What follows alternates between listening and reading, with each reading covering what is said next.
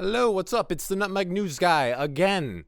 I have been gone for a couple weeks. I know I said I would do weekly uploads, but I've been My face on camera. busy. But yeah, you can check out my TikTok if you want to see what I was doing. It's on screen right now. You gotta get that short form content. That's what those little Gen Alphas love. They love their short form content, and I do too. So I had about a few hours worth of footage I recorded back when I was doing all my recording in March. And the thing with news is that once you get all your research done, if you don't put the story out, it gets old and no one cares about it because it's outdated. I have like at least an hour worth of footage that I'm never going to use. But it's a work in progress. We're learning. So one of the stories I was working on had to do with the armed community patrols that are happening in Hartford. I'll tell you about what happened with the Hartford patrols, but first I want to talk about what's going on internally in the Hartford Police Department. So on May 1st, I found myself outside the Hartford Police Department. I was there because another activist, a person I know named Evie Carrera, she's one of the leaders of BLM 860, Black Lives Matter 860, which is a local activist grassroots group in Hartford. And quick history lesson for you. See, bad, rude people who love to misrepresent what Black Lives Matter and the 2020 protests were about, they love saying, oh yeah, Black Lives Matter, they took all those donations and used it to buy mansions for people out in California. Which, yes, you would be correct. The organization known as Black Lives Matter Global Network Foundation did do that stuff, which is horrible. But I would just like to point out that Black Lives Matter 860 and Black Lives Matter Global Network Foundation, these two have nothing in common with each other other than the rallying cry, Black Lives Matter. None of the money that people have donated to this international foundation ever got to the streets of Hartford or in the hands of Black Lives Matter 860. Do you think anybody in Hartford who's living on these streets has a mansion? Sending money to someone online that you're never going to meet is you might as well be burning it at that point. You have no idea where it's going. So Evie called people down to Hartford Police Department for two reasons. You sort of called this little convening here at 9:30 this morning because Lieutenant Paul West. Yep, it was for two reasons. The recent incident on Weathersfield Ave that we're waiting for more information on, seems like the city also wants to forget about that incident the same way they're attempting to, sweep Paul West under the rug. What did I do, bro? What did I do? I didn't do shit. Yo, I didn't do shit, bro. I didn't do shit, bro. The fuck is y'all doing, bro? So we haven't been able to speak to the victim yet. However, it seems that he may have been hanging out near his vehicle, according to the footage. And police were harassing him. Police weren't in fear of anything. They weren't in fear when they tased him anyways. Instead of attempting to de-escalate the situation, they pulled out the taser and then yelled at him to lay down as he laid down. The second reason she asked people to show up at HPD was in support of an officer, Lieutenant Paul West. I never in my life thought I would be protesting in favor of an officer. I am generally for abolishment. I came here in support of Paul West. BLM 860, they're very anti-police. Understandable. Police seem kind of anti-them. You don't want to be anti-them. That's anti the medic. Evie and a few other community members were showing up to support Paul West to run for chief of police. He would be running for chief of police in September when the current chief of police in Hartford, Jason Thody, his contract expires. I even saw a community member carrying around a petition for Hartford residents to fill out. Lieutenant Paul West is not just a 22-year-old veteran of the Hartford Police Department. He's also a Hartford native whose family has generational roots to residents and his inherent devotion for Hartford. We urge you to consider this petition seriously. Let us honor dedication, reward experience, and promote homegrown talent by appointing Lieutenant Paul West as our next police chief. Unfortunately, though, May 1st was also the day of a hearing to see whether or not the department would fire Mr. Paul West. So why are people asking for him to be chief? Why does the department want to fire him? Who is this guy? Let's find out. There's a mixed view of him because he will report misconduct. He does what he's supposed to do, and that intimidates them. That scares them. He's not well liked among those who respect the thin blue line. There's a couple officers I spoke to when I came here on the roll call with him, and I asked them, why are you here? Some of them started out as dispatchers, and they figured, I can't fix the entire system, but maybe I can make a difference individually. I spoke to people who didn't grow up wanting to be police officers. Paul West did not want to be a police officer.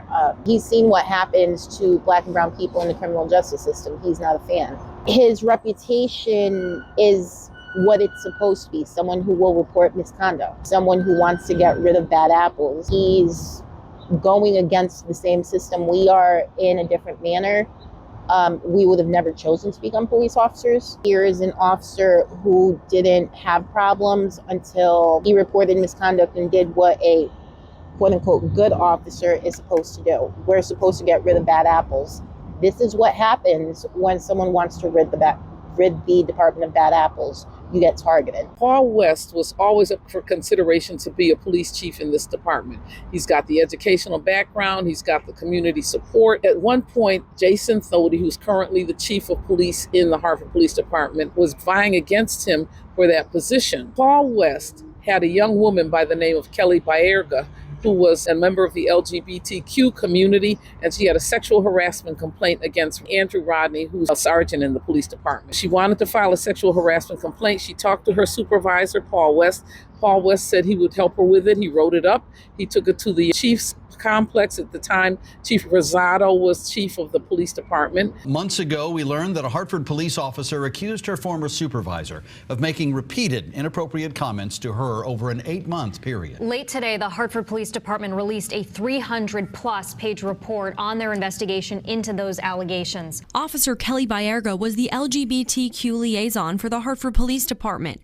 In May 2018, she alleged that her then supervisor, Sergeant Andrew Rodney, made repeated inappropriate comments to her over an 8-month period. Officer Baerga is extremely distraught. In a phone conversation with Fox 61 back in February, Rodney admitted to making 2 specific comments that offended Baerga, but said he didn't intend to offend.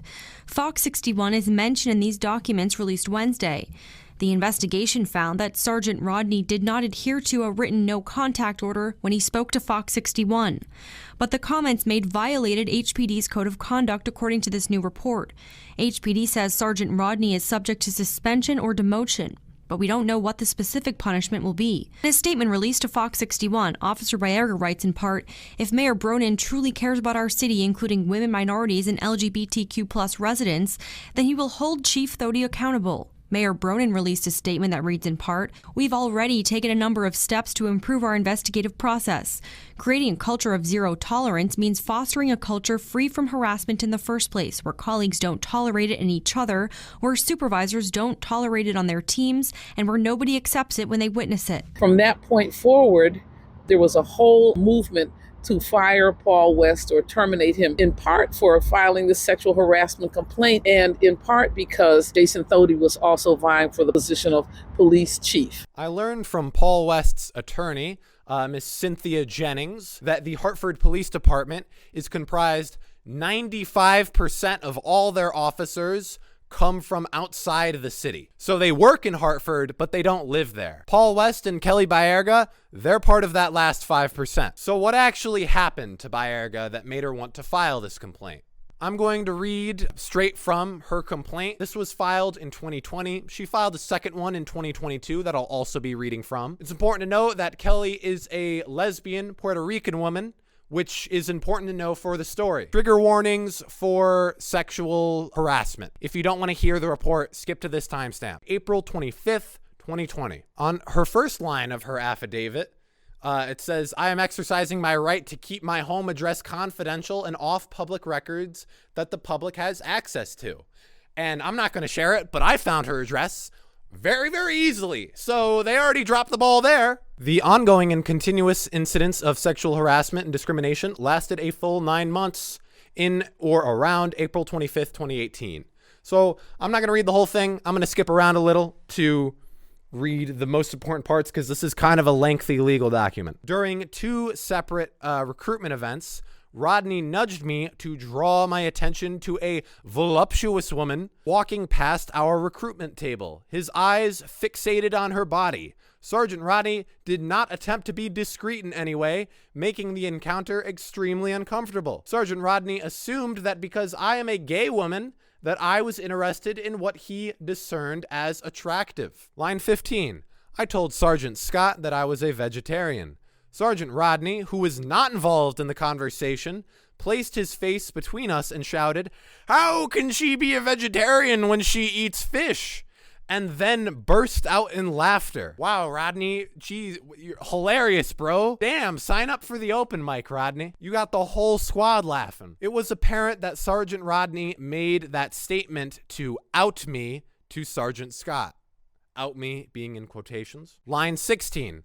My immediate supervisor, Lieutenant Paul West, had been in training at the Southern Police Institute for approximately 3 months. Upon Lieutenant West's return, he took Sergeant Rodney and me out for lunch. As we approached the vehicle, Rodney rushed to the front passenger seat. Lieutenant West said to Sergeant Rodney, "You should always offer the front seat to a lady." Bursting out in laughter, Sergeant Rodney replied, "Kelly is not a real lady." I received this comment as yet another homophobic, derogatory, hateful comment made by Rodney. Rodney rushed to the front passenger seat. Dude wanted a shotgun so bad. That's like some shit I would do when I was 9. Line 17, May 26, 2018. Overwhelmed with anxiety and stressed about having to travel alone with Sergeant Rodney to a recruitment event in Bridgeport, Connecticut, I implored Lieutenant Paul West to accompany us to the event. I could tell that Sergeant Rodney was annoyed that the lieutenant accompanied us to the Bridgeport recruitment event. No matter what the subject of our conversation was, Sergeant Rodney would make comments about West in front of me, often comparing their physical attributes as if he was vying for my attention. Based on his continuous competitive and homophobic comments, I began to believe that it was his goal to turn me, as he had expressed on numerous occasions that he finds lesbians useless. For what? What? May 26, 2018, recruitment event in Bridgeport. Sergeant Rodney would zero in on specific female participants, particularly those women who are well endowed. If Sergeant Rodney liked the way a woman looked, he would follow her and become more acquainted with her. He did this to several women. Those whom Sergeant Rodney was particularly smitten with received a star by their name. One woman's appearance prompted him to skim the contact list to see if he could determine where her name was written. He then inputted a name and number on the contact list into his cell phone. Line 21. I heard Sergeant Rodney refer to another curvaceous woman as, quote, "Man, she's thick." He then said a few other things I was either unable to hear or tried to ignore. Don't blame you, Kelly. Attendees were starting to trickle in as waves of people were finishing up their run. Rodney then looked my way by gesturing to me, nodding his head in my direction, saying, quote, "Too bad she doesn't want no dick." God, it's like a fucking cartoon character. I was horrified and humiliated by Sergeant Rodney speaking to me in that manner in front of prospective candidates about me. Lieutenant West was trying to redirect the conversation without making a scene. Sergeant Rodney burst out in laughter and stated, she want tit, not dick." I'm going to say that again. Sergeant Rodney burst out in laughter and stated, quote, "She want tit, not dick."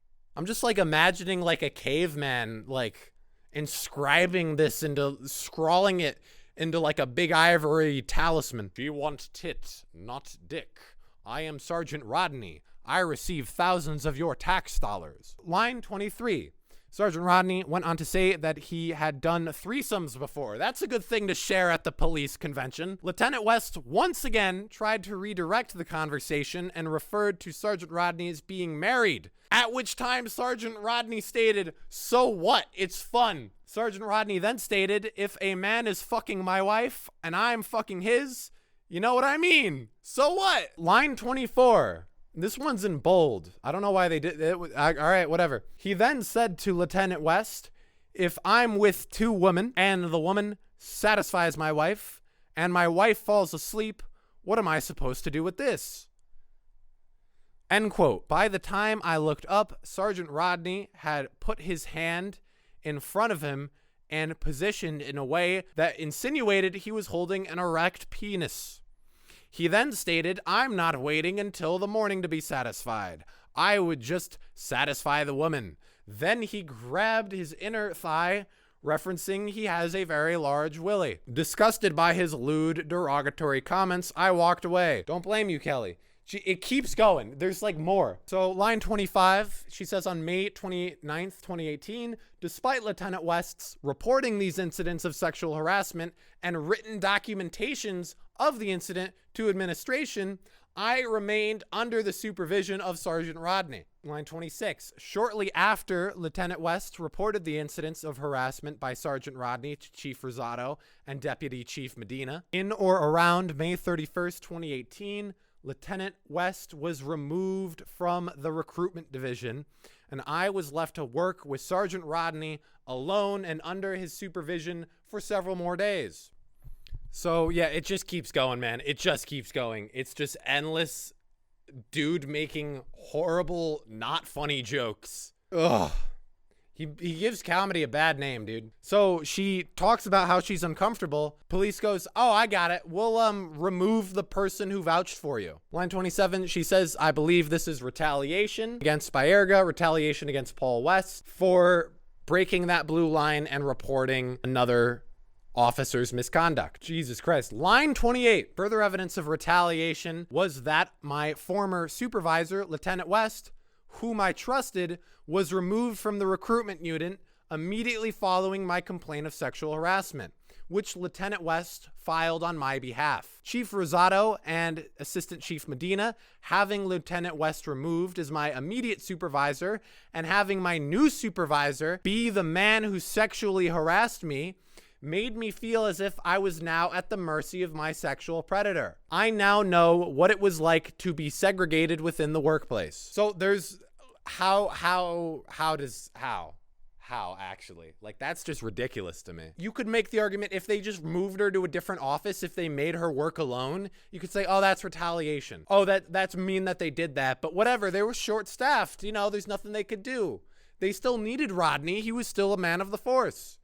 But they removed the person who vouched for her and then left her alone with the person who harassed her. So that is absolutely disgusting. Line 29, on or about May 31st, 2018 at approximately 2:30 p.m., I was called into the office of Assistant Chief Rafael Medina.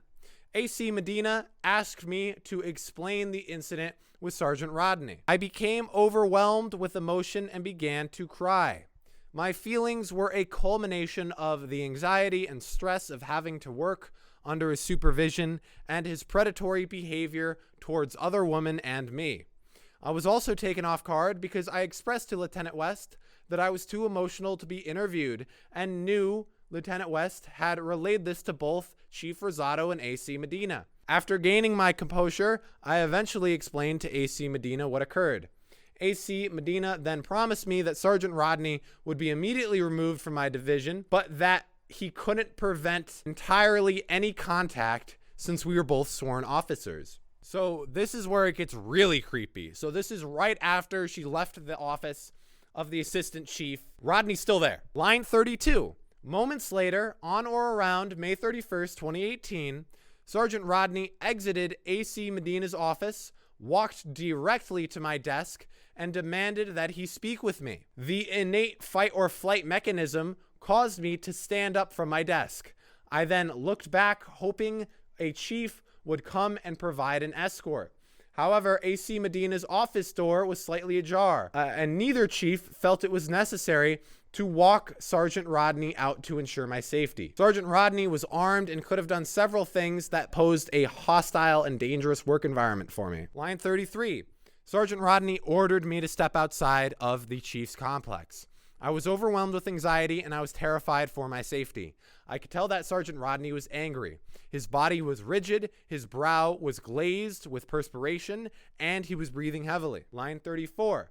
As Sergeant Rodney and I breached the doorway of the Chief's complex, he began shouting, "Kelly, you know me. I did not mean what I said. You could have talked to me." When Sergeant Rodney noticed that he was attracting attention, he then demanded we finish the conversation down the hallway.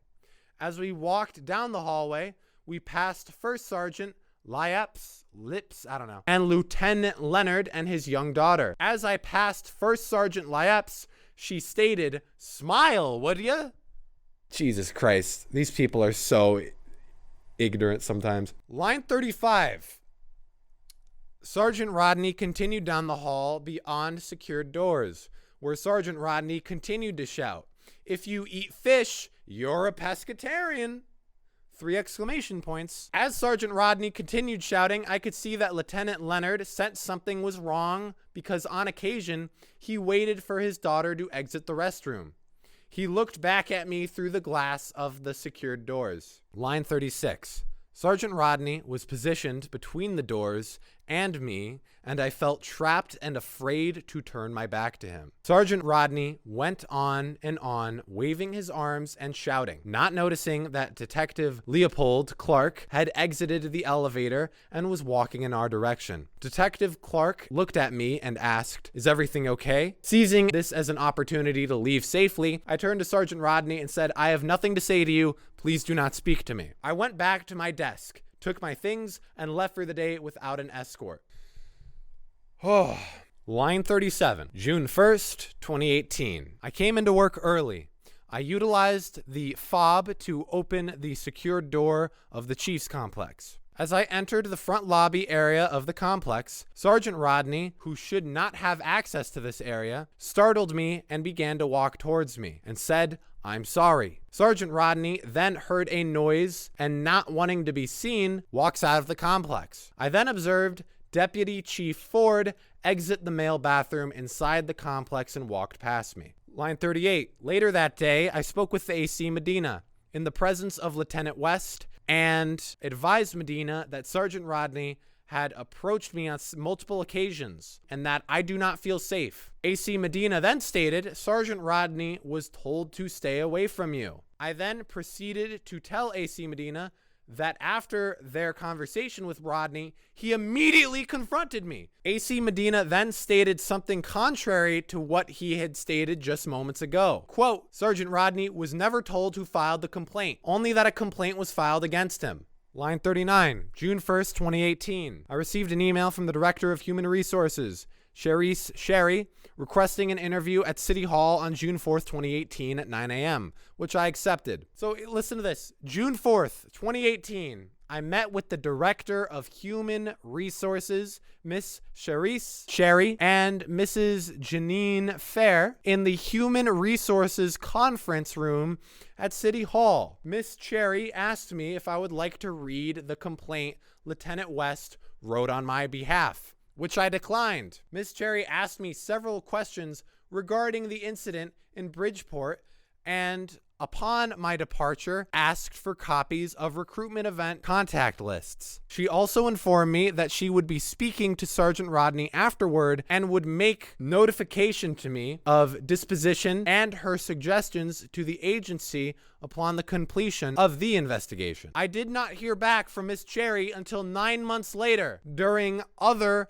unrelated business. So this is probably the creepiest part. On June 5th, 2018 at approximately 9:53 a.m., I entered the second floor parking deck to utilize the recruitment car. As I approached the parked vehicle, I unlocked and opened the rear driver's side door and observed a black handgun in plain view lying on the back seat. I was able to determine the handgun was a black Marksman Repeater BB facsimile gun. For all practical purposes, this gun appeared to be a real gun. It is of note the recruitment vehicle is a marked vehicle assigned to the recruitment division, and only I and Sergeant Rodney had access to this cruiser. After securing the weapon, I walked to the fleet division and spoke with the fleet manager, Officer Rivera, and made inquiry if Sergeant Rodney had turned his recruitment car key in. Officer Rivera, that Sergeant Rodney turned his recruitment key in on June 4th, 2018 at 2:30 p.m. Sergeant Rodney and I were the only two who had keys to the recruitment car, and I believe he planted the facsimile gun in the back seat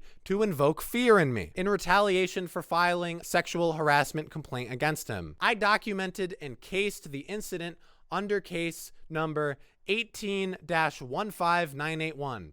And to my knowledge, this case was never investigated by Internal Affairs Division. Oh my God. All right. 43, line 43. Since filing the sexual harassment complaint, I had been subjected to attending 4 training days with Sergeant Rodney. They made her train with her abuser. This is so open and shut. It's insane. The first training day was June 12th, 2018. Sergeant Rodney stared at me and positioned himself to keep me in view, laughing and carrying on with nearby officers. His laugh made my skin crawl, and I was anxious/nauseous at the mere sight of him. He made every attempt to make that day as uncomfortable as possible for me. I was required to attend 3 additional training days with Sergeant Rodney. So they said, oh, he's not supposed to talk to you, but still assigned more training days?